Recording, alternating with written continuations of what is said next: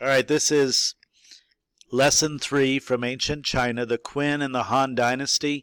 And as we already know about dynasties, these are families that were ruling for a long time.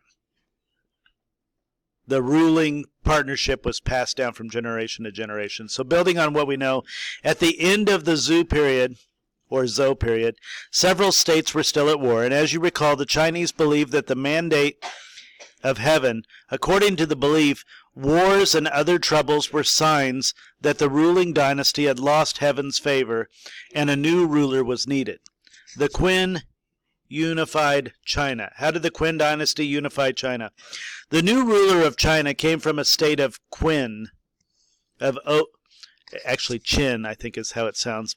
Some scholars think that the name of China may come from this word. The new emperor took the name Shi Hawadi. He would unify and expand China. The legalistic ruler. We learned about legalism.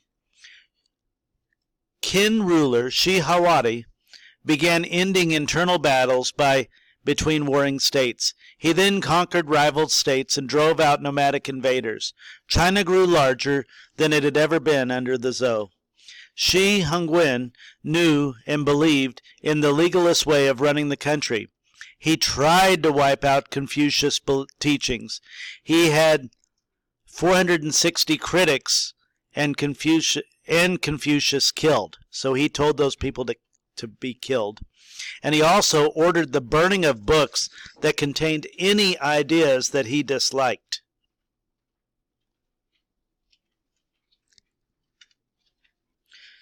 So uniting China, Shi Hongwen wanted a strong central government. To gain personal control of the government, he set out to weaken the noble families. He took land away and defeated the nobles. Shi Hongwadi also forced the nobles to live in a capital so that he could watch over them. These actions weakened the power of the noble families and strengthened the emperor's power. Shi Hongwadi set out to unite the lands under his control and to link the lands together. He built highways and irrigation projects. He forced peasants to work on these projects, and he set the taxes super high to pay for them. And he also set government standards for weights, measures, coins, and writing, and these steps made it easier to trade and do business everywhere else in China. The Great Wall. Shi Hongwadi planned to build a long wall along China's northern border to keep out invaders. He forced hundreds of thousands of peasants and criminals to build the wall, and many workers died from the hard labor. The deaths caused the great resentment among the people. The first Great Wall linked the smaller walls that had been built during the time of the warring states, and the earliest walls were built of earth. Later, stone and brick were used, and the Great Wall has been rebuilt and extended many, many times over. The Qin dynasty ends. Shi Hongwadi died in 210 BC, and he was buried in an elaborate tomb. Near his tomb, an army of terracotta baked clay soldiers was buried. Archaeologists discovered these soldiers in 1974. So why did he kill so many Confucianists?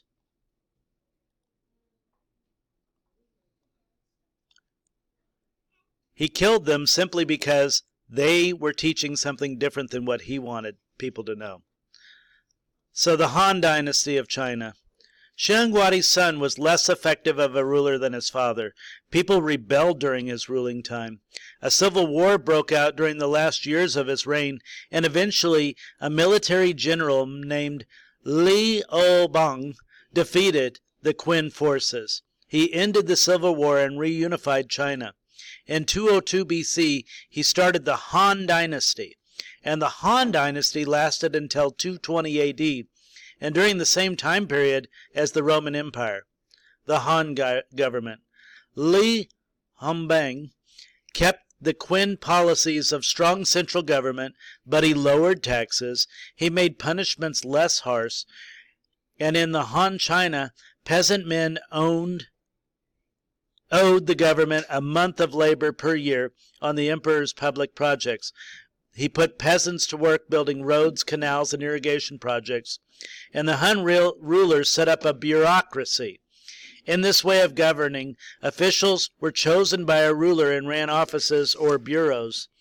The officials helped enforce the emperor's rule, and the Han rulers put family members and trusted people in local government positions.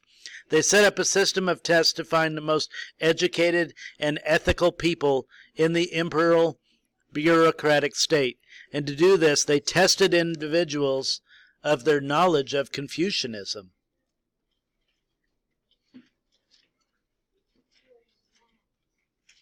The Empress Rule. When Liu Bang died in 195 BC, his widow, the Empress Lu, ruled for their younger son, who outlived her son and continued to place infants on the throne. This allowed her to retain power because the infants were too young to rule, and when she died in 180 BC, all of her relatives were executed. Well, isn't this terrible? So anyway, if you're too young to rule, it looked like the mother took over the ruling, and she made sure that nobody would rule except for her. And then finally, when she died, they killed all of the family members to make sure that they wouldn't rule again. It doesn't sound like a very good way to do things. Expanding the empire. From 141 to 87 BC, a descendant of Liu Bang named Wu Di ruled the Han Empire, and he was called the Martial Emperor because he used war to expand China. Wu Di made many military conquests. He brought southern Chinese provinces, northern Vietnam, northern Korea, and under his control. He chased nomadic invaders out of northern China, and by the end of his rule, China had grown significantly. In fact, nearly as large as it is today. The Han faced rebellions, peasant revolts, floods, famine, and economic disasters, and somehow they managed to stay in power until AD 220. Life in Han China. Many Chinese today call themselves people of the Han. They identify strongly with their ancient past, and the Han were industrious people whose civilization prospered. The daily life in Han China. A large part of the Han society lived and worked on farms. Farmers lived in villages near the lands that they worked, and most lived in 1- and 2-story mud houses. Barns, pigsties, and storage buildings were also located there. Rich farmers probably had an ox or two to pull a plow. Poor farmers had to pull the plow by themselves, and both rich and poor had a few simple tools to make farming a little bit easier. Chinese farmers wore simple clothing and sandals, much like clothing today, but for the cooler months their clothing was stuffed like a quilt. Farmers in north raised wheat and millet, and those in the south raised rice, and families kept vegetable gardens and additional food. Fish and meat were also available, but very expensive, and as a result, most people ate small portions of meat and fish. City living. Not everybody lived in the country. Han China had cities as well, and the cities were centers of trade and education and government. Merchants, craftspeople, and government officials lived there. In some ways, the cities were not too different from the cities of today. They were crowded, they had lots of entertainment, and they included musicians, jugglers, acrobats, and according to some writers, the cities also had street gangs, even way back in ancient China. That sounds crazy. All right.